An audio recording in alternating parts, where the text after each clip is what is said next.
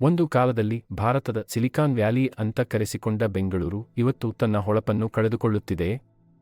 ಪ್ರತಿಷ್ಠಿತ ಟೆಕ್ ಕಂಪನಿಗಳು, ದೈತ್ಯ ಸ್ಟಾರ್ಟ್ಅಪ್ಗಳು ಯಾಕಾಗಿ ಬೆಂಗಳೂರಿನಿಂದ ಪಲಾಯನ ಮಾಡುತ್ತಿವೆ? ರಸ್ತೆ ಗುಂಡಿಗಳ ಸಮಸ್ಯೆ, ಭಯಂಕರ ಟ್ರಾಫಿಕ್, ಆಕಾಶಕ್ಕೇರಿದ ಬಾಡಿಗೆ ದರಗಳು. ಈ ಸಮಸ್ಯೆಗಳು ನಿಜವಾಗಿಯೂ ಕಂಪನಿಗಳ ನಿರ್ಧಾರದ ಮೇಲೆ ಪ್ರಭಾವ ಬೀರುತ್ತಿವೆಯೇ? ಅಥವಾ ಇದರ ಹಿಂದೆ ದೊಡ್ಡ ಆರ್ಥಿಕ ಮತ್ತು ಆಡಳಿತಾತ್ಮಕ ಕಾರಣಗಳಿವೆಯೇ? ನಾವು ಈ ಸಂಕೀರ್ಣ ಸಮಸ್ಯೆಯ ಎಲ್ಲ ಆಯಾಮಗಳನ್ನು ನಿಮಗೆ ಬಿಡಿಸಿ ಹೇಳುತ್ತೇವೆ.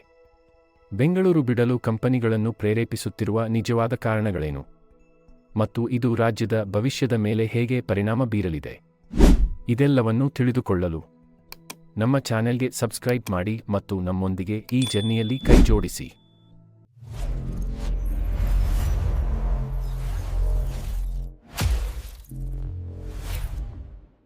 ನಮಸ್ಕಾರ ಕರ್ನಾಟಕದ ಟೆಕ್ ಉತ್ಸಾಹಿಗಳೇ.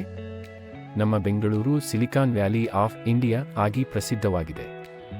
ಆದರೆ ಇವತ್ತಿನ ಪರಿಸ್ಥಿತಿ ಏನಾಗಿದೆ?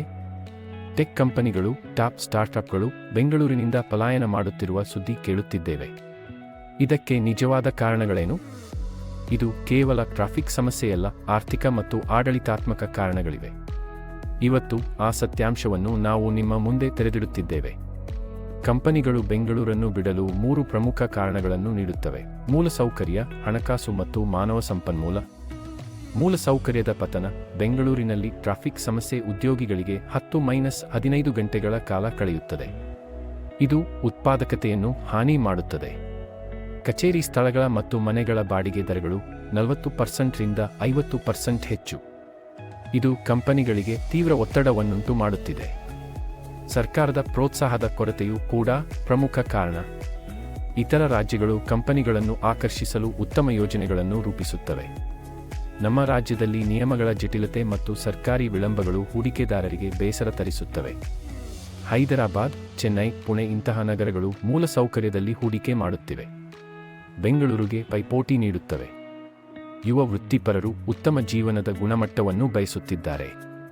ಬೆಂಗಳೂರು ಬಿಟ್ಟು ಹೈದರಾಬಾದ್ ಅಥವಾ ಪುಣೆಯತ್ತ ಮುಖ ಮಾಡುತ್ತಿದ್ದಾರೆ. ಬೆಂಗಳೂರು ಇನ್ನೂ ಇಂಡಿಯಾಸ್ ಟೆಕ್ ಹಬ್ ಆಗಿಯೇ ಇದೆ, ಆದರೆ ಸಮಸ್ಯೆಗಳನ್ನು ಗಂಭೀರವಾಗಿ ಪರಿಗಣಿಸದಿದ್ದರೆ ಮುಂದಿನ 5 ವರ್ಷಗಳಲ್ಲಿ ಪ್ರಾಬಲ್ಯ ಕಡಿಮೆಯಾಗುವುದು ನಿಶ್ಚಿತ. ಸರ್ಕಾರವು ತುರ್ತಾಗಿ ಸ್ಯಾಟಲೈಟ್ ಟೌನ್ಗಳನ್ನು ಅಭಿವೃದ್ಧಿಪಡಿಸಬೇಕು, ಸಾರ್ವಜನಿಕ ಸಾರಿಗೆಯನ್ನು ಸುಧಾರಿಸಬೇಕು.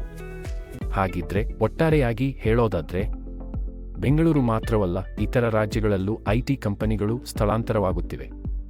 ದುಬಾರಿ ಬಾಡಿಗೆ, ಟ್ರಾಫಿಕ್ ದಟ್ಟಣೆ, ಮೂಲಸೌಕರ್ಯದ ಕೊರತೆ.